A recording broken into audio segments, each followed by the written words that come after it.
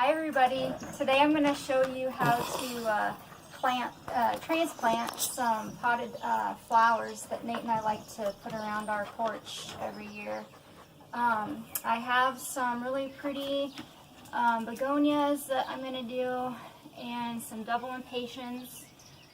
The reason we do these two flowers is because our porch is north facing, and all of these flowers like shade they just like a little bit of sun, so it works perfect on the north side of the house.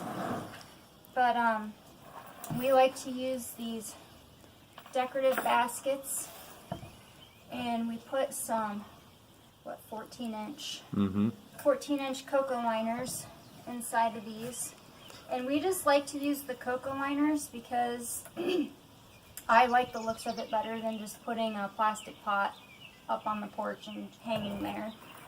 So we also like to use these soil moist mats, and we put these in the bottom. It just helps to release more water once the soil starts to dry out a little bit.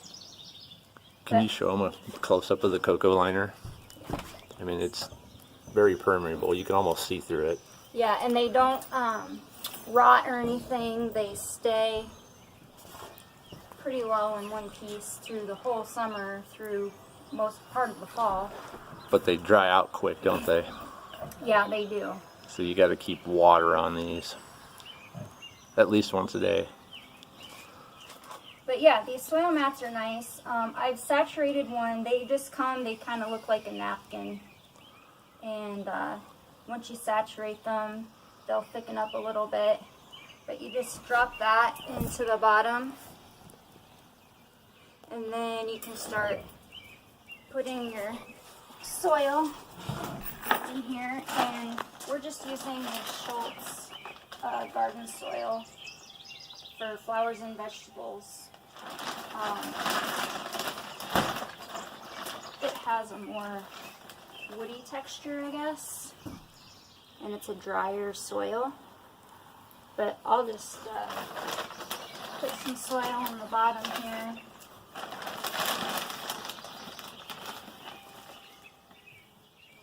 We don't add any fertilizer to this yet.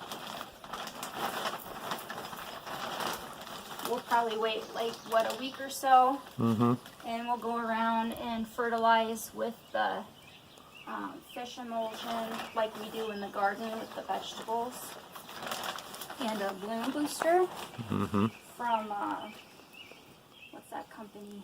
Miracle Grow. Miracle Grow. So I kind of eyeball how much soil I put in the bottom there, and then sometimes these are kind of tricky to get out. Just be very careful you don't break off any stems or anything. But I just turn it upside down. And this one you can't really see any of the roots, but I kind of break it up a little bit on the bottom. I don't want to put too much soil in the bottom, just because I don't want mine plants sitting up super high. But I can just kind of break that up and kind of look and see if I need to take any soil out, which I think that looks pretty good. I put probably 2 inches of soil on the bottom. So once I break the soil up around this, I'll add some more bag soil around the edge.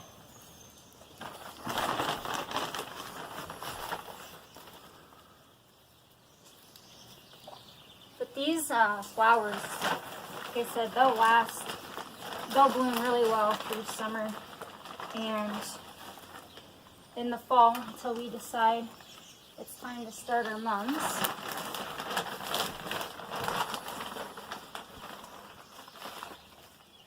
But after I get all this soil in here, I just want to kind of press down a little bit,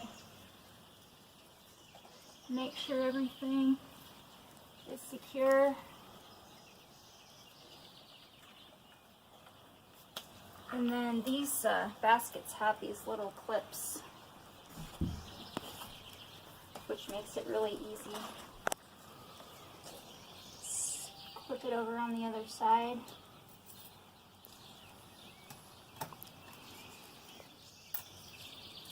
And then it's ready to hang. You want me to hang it for you?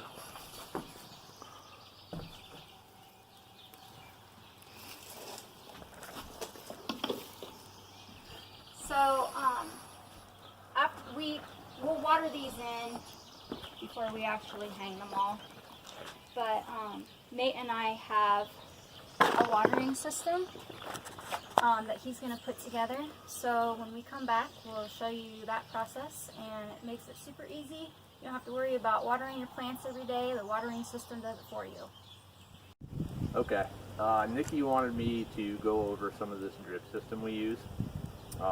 We have a lot of plants around the porch, both hanging and planted or in pots. It takes a lot of work to keep all that watered and looking good all summer. So Nikki and I built this system about 10 years ago. It works really well. It's kind of daunting when you first get into it, but maybe we can show you a little bit. There's a lot of material out there about drip systems, so you can research all you want, but this will be a good intro. We buy all this stuff from a place called dripdepot.com. It's just a website. They're based out of Oregon. Good customer service. They're not sponsoring this in any way, but a good resource if you want to put something like this together. But everything starts at the hose. So our spigot for our house on the west side comes out of the house, and we split it with a brass splitter. So one side we just have a regular garden hose that we can pull around and water and do what we want. The other side serves the drip system. So you can turn either on or off. Once we turn this hose on, when this is all hooked up, this hose stays on all summer. The water's always available. And you can control either system with the valve. So right now, the garden hose is off, the drip system is on. And it goes through this hose up here to the timer setup. So before it goes in, it's filtered. It goes through a pressure reduction valve. So this cuts the water pressure down to 25 psi. Into a timer. This is a Klaber timer that is programmable. It'll turn on twice a day, or you can turn it on manually. But our system comes on every morning at 6 a.m., runs till 6:30. It comes on again at night and runs from 7 to like 7:15, just depending on how hot, how windy it's been. We can custom program it. So once it goes through the timer, it goes through another splitter, and one goes up top. We ran PVC up through and into the porch, and we'll show you that shortly. And then the distribution system on a drip system is done with this 1/2-inch polycarbonate tubing. So you run this as your main line. We can show them, Nikki.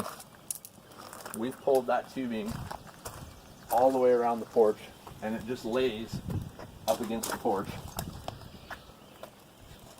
And it takes your water where it needs to be. Then you use these little 1/4-inch barb fittings,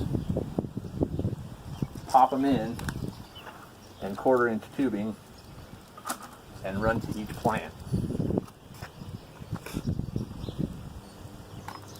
And these are the emitters. Let's get a close up. So that tubing clamps on here, they're color coded. This is a 1/2 gallon per hour emitter. So if our system runs for an hour, a 1/2 gallon of water will come out of that. This is a gallon per hour emitter. Same thing, if it runs for an hour, 1 gallon of water will come out of this. So it's very measured, and it's good for conserving water, and it's automatic with the timer. So we're gonna switch back. Actually, I'll hook this up.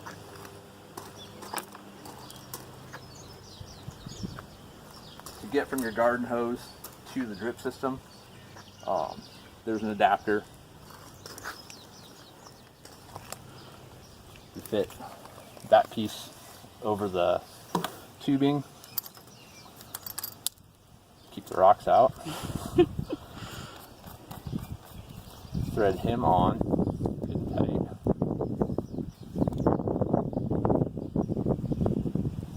It's just a slip fitting all the way on.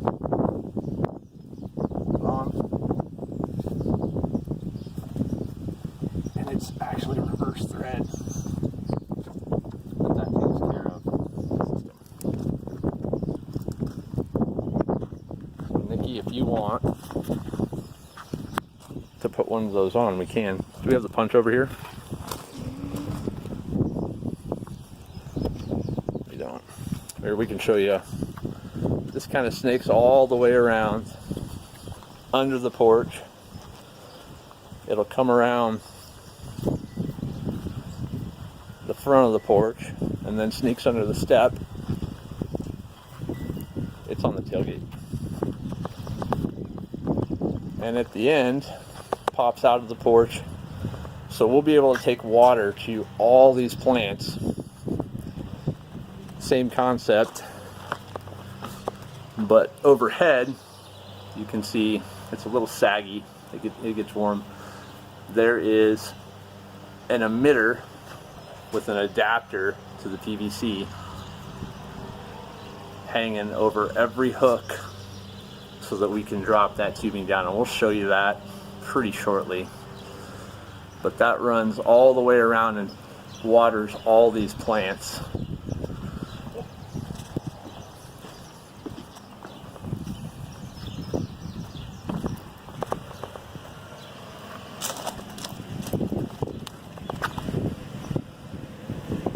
So that little blue tool is just, it pokes a hole for the 1/4-inch barb. You buy it with the kit, or if you buy the individual parts. You just pop a hole in it. Gotta use some muscle.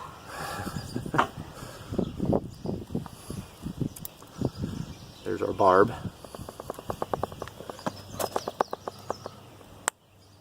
So that pops in, and you can take the tube and pop that on the end. And this is just the 1/4-inch tubing. It's all friction fit. There's no clamps, there's no glue. Get it okay? Yep. Here, honey. So then what she'll do is figure out her length and cut it all the way in. There you go. Big muscles. You want to trade?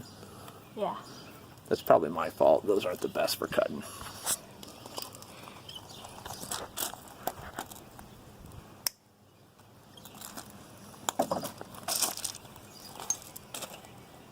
This is real life, people.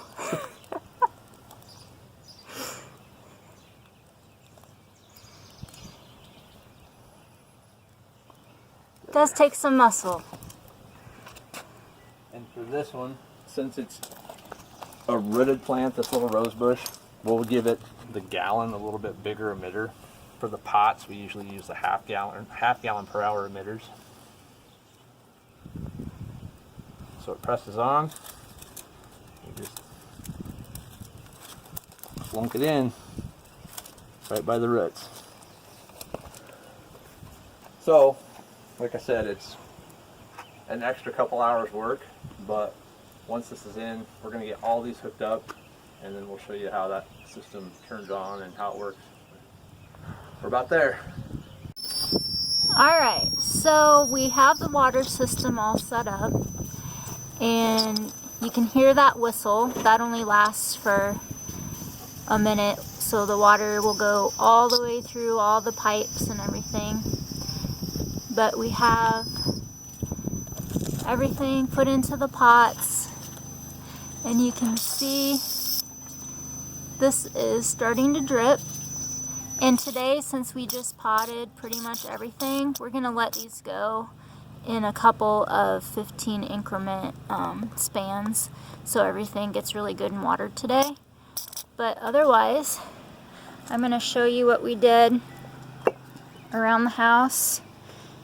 So all of these plants and flowers will get all the water they need all summer long. And we got everything all finished up on the front of the porch. It's kind of hard to see out here with the sun, but you can kind of see we did all the way around the porch and containers, and we've got all of our hanging ones going. And I'll go up onto the porch so you can see what those tubes look like. We always try to hide them as best we can, just so they're not totally visible from the street. But yeah, this is a great system. So now I'm only going to have to water maybe 2 or 3 plants this summer with the watering can. I'll move up here onto the porch so you can see the tubes in these hanging baskets. But all the water's flowing and all of these baskets are going to get good and watered today. And we'll probably run this about all day. And then switch it to the time settings for in the morning, tomorrow morning, and then tomorrow evening. So that's it. It's a time-consuming project. It takes about a day or two, but it's well worth the time that you put into it, just so you don't have to remember to water plants and make sure everything is watered on a regular basis. So that's it. I hope you found this video informative. See you next time.